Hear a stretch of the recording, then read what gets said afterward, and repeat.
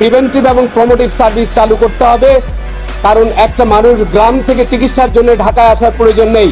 উপজেলার যে স্বাস্থ্য কেন্দ্রগুলি আছে সেগুলোকে স্বয়ংসম্পূর্ণ করতে হবে।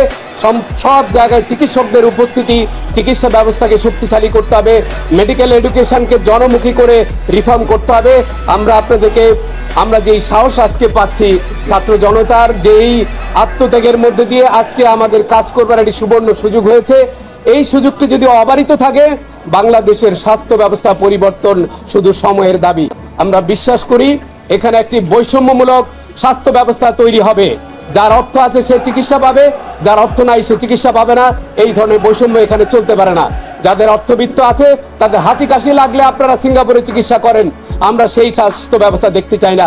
এখানে রাষ্ট্রপতি, প্রধানমন্ত্রী থেকে উপদেষ্টা সবাই বাংলাদেশে চিকিৎসা করতে হবে এবং সেই ব্যবস্থা এই দেশের জনগণ চায়।